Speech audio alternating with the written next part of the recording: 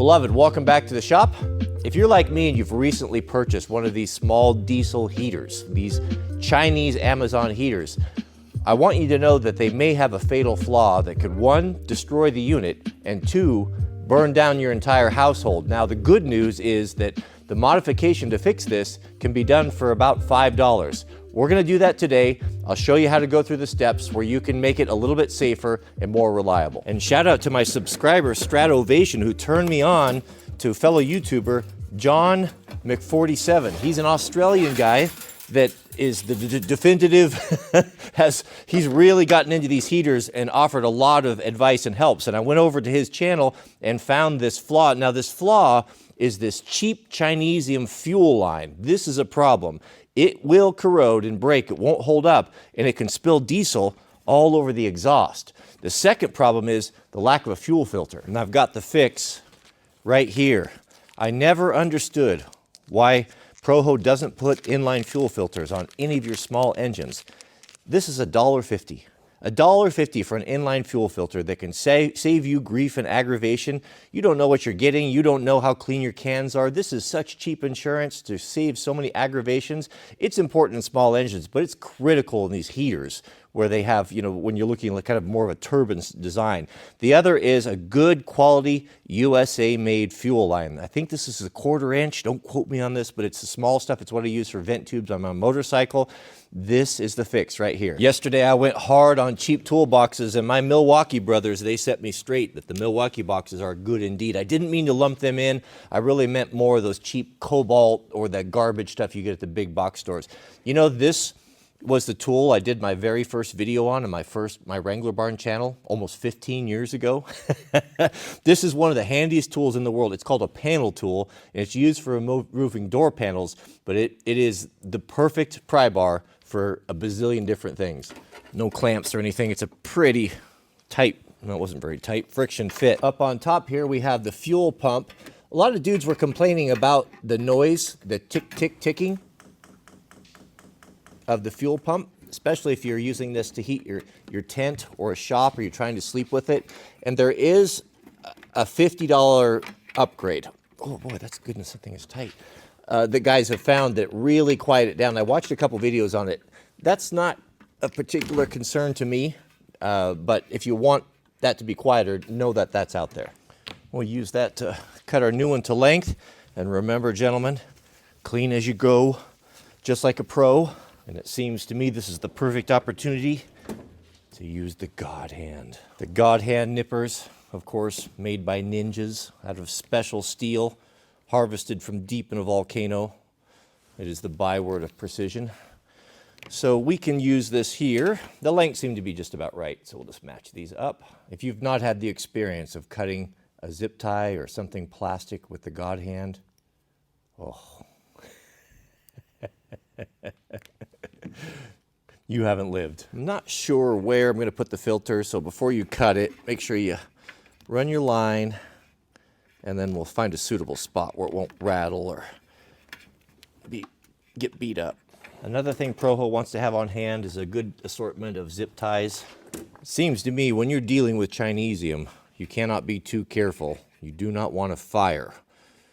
So take a little zip tie, and you can zip tie these, make them a little clamp right beyond the bulb, and that will just give you a little bit more assurance that that won't come loose and spray diesel over that hot exhaust. The God Hand is a flush cut side cutter, meaning that it's so precise that if you go right alongside the zip tie, you can't feel anything. When you're in the process of building your tool kit, cutting tools or cutters, hand cutters, dike side cutters are essential, and these are the ones, a basic set that you want to aspire to.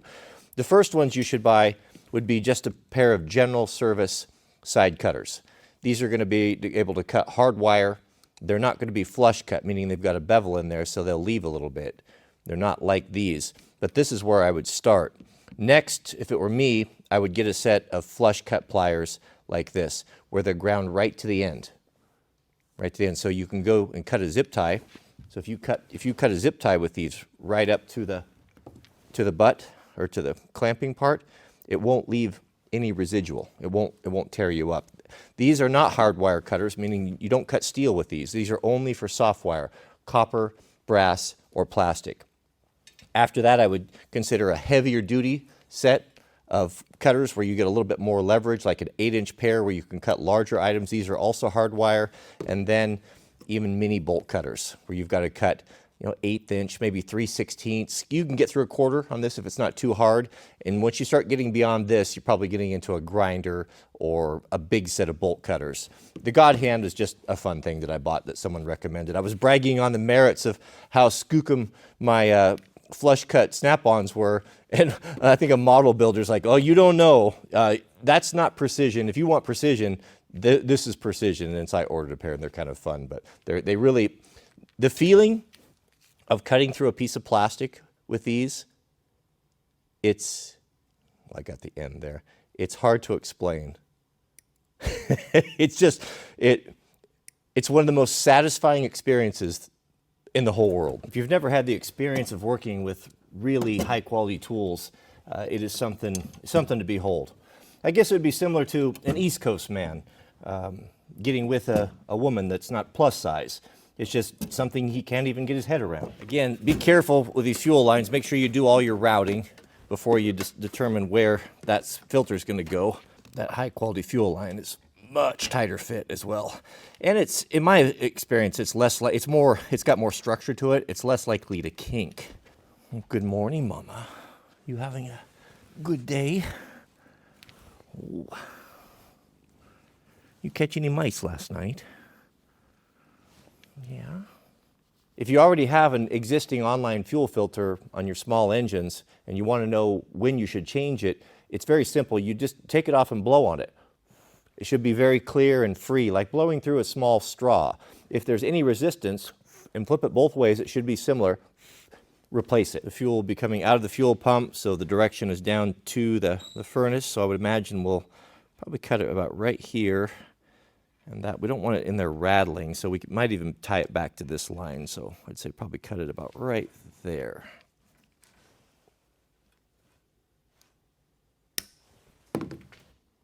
Oh goodness, I've got the wrong size. I need the 1/8 inch. Goodness, I should have known better than that. All right, well, we'll just sleeve it, and then I'll order one, and we'll swap it out later. This is 1/8, this is 1/4. So when you order one, make sure you get the right one. In a pinch, if this is all you have, you can do this here. They're very tight fit.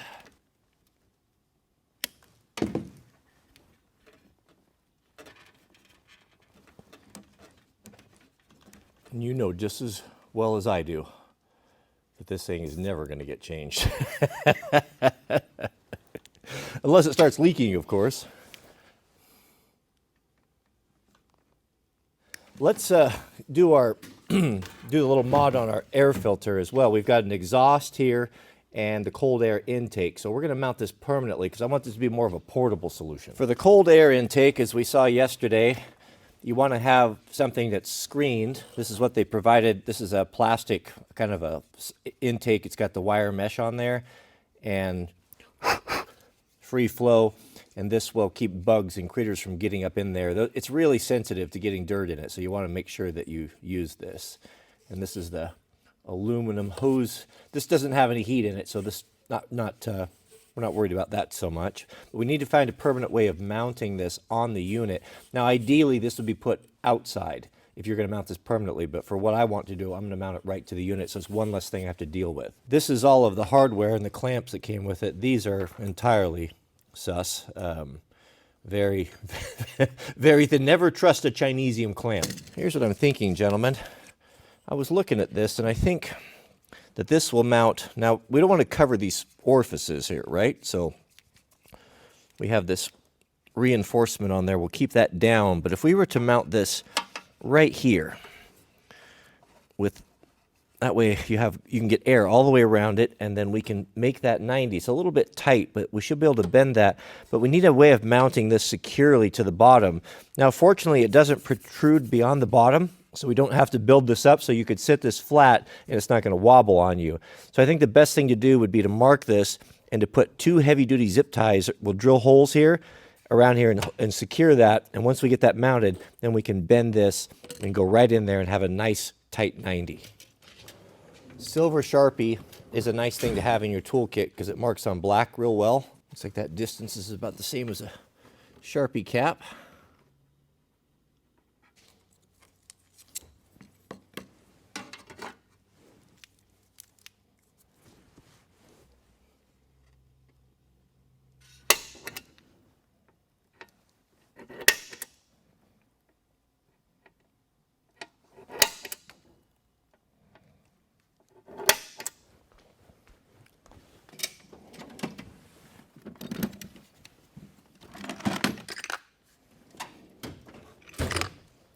As a rule, when you're drilling through metal, you want to start with a pilot hole. And I like 1/8 inch. 1/8 inch is just a good do-all. Most drills can handle it. This is light gauge, so shouldn't be a problem. And we'll finish off with a 1/4 inch. Well, those are the two go-to for me. 1/4 and 1/8 seem to go well together.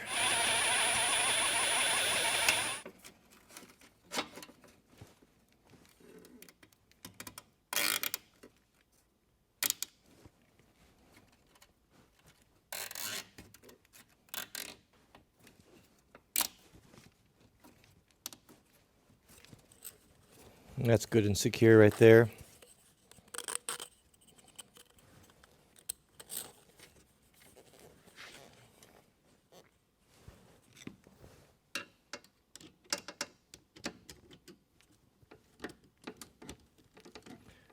That looks a little bit better.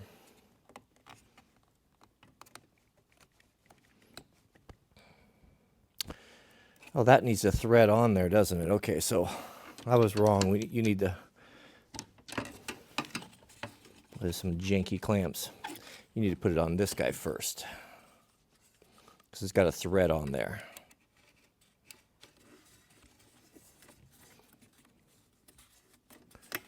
Actually, that's not a very nice cut there, is it? I think we can clean that up a bit.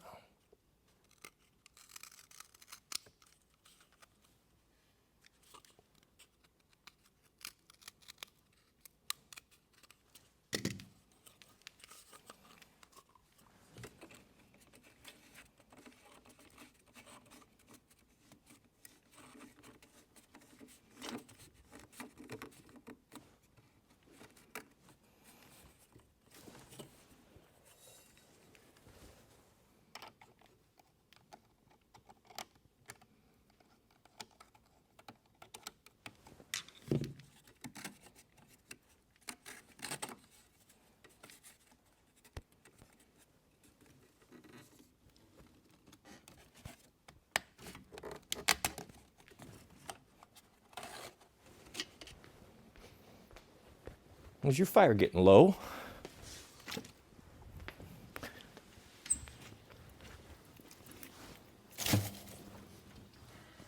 I got a lot of questions. Does this stove heat the shop? My shop is 40 by 40 with 16-foot eaves, and it is insulated. If it's freezing, if it's 31, 32 outside, usually I'll run it on high till about 11 o'clock at noon or so. That's usually starting the fire at, let's say, 8:30, 8 o'clock, and I'll start shutting it down. It'll be, light early 60s, maybe mid 60s or so. This is the Green Mountain 80 made by Hearthstone. Yeah, I think that turned out pretty good, nice and clean. Shouldn't be any conflict. If any of you tell me that I need to have cold air intake, I get it. I understand. This is going to go in the tent. I want to use it for a while before I do anything permanent. This is a temporary solution. We'll run the exhaust out, but no conflict. It tucks up under there, and it'll pull fresh air. No problem whatsoever. I guess if you wanted to get a little bit more air, I should have centered that, but I didn't. You could drill some like really tiny holes, like 32nd of an inch through there, but I don't know why that would be necessary. I'm sure it's fine. Several of you asked me yesterday if I could share the startup sequence. I didn't share that in detail, how that works and the priming. We'll do that now. I'll leave the cover off so we can make sure that diesel pushes through that fuel filter okay. I also looked into the power draw on this, and this thing, when it's running pulls, I think it said 2 to 3 amps. The big problem is when it starts up in the glow plugs. So when it starts up and when it cools down, that's when it pulls up to 10. So it's 10 amps is what it pulls, from what I understand. So this is what I did to power it up this morning. I took a cigarette lighter, I'm dating myself, a power point like you have in your car. Now all my EcoFlows, even the little ones, have a 10 amp power point right here. And I cut the end off and I put 2 eyes on. And now this is, right at the limit of what it requires, but until I get the Anderson connectors, those are going to take a week or so to get here, this is the way I can power it. And this will be nice because then I can use the big EcoFlows or the little ones, and regardless, or just plug it into your car. Now if we turn these around, it should power up just like it did yesterday by plugging it into, oh, I inadvertently turned that on. Yeah, and so we're drawing just on the startup. I shouldn't start that up there. I need to prime it first. Look at me. I learned my lessons slowly, but I do eventually learn them. I put 4 quarts in here, or a gallon, just to see what... I almost thought I spilled there for a moment. To see if how much this holds. I'm guessing it's got to be close to a gallon. That'll be important to know when we're find out what the burn time is, the run time on it.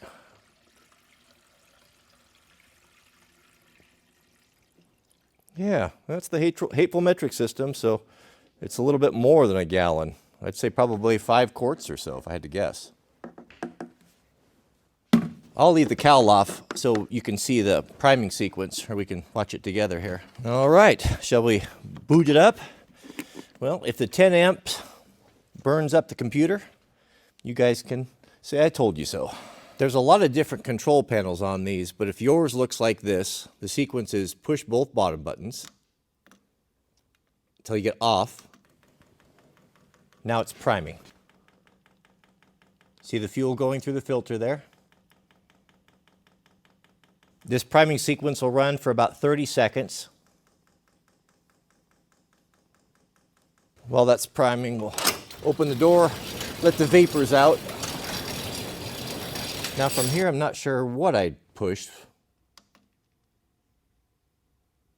guess it wasn't that. Oh no. Got good voltage. On maybe? There we go. Just turn it on. Simple. She's chooching, gentlemen. However, all is not well. It looks like I might have an error code there and a flashing battery. I'm wondering if the voltage wasn't high enough. I'll bet it wasn't. I'll bet that's not a 10 amp out of that small unit there like it was out of the Delta Pro.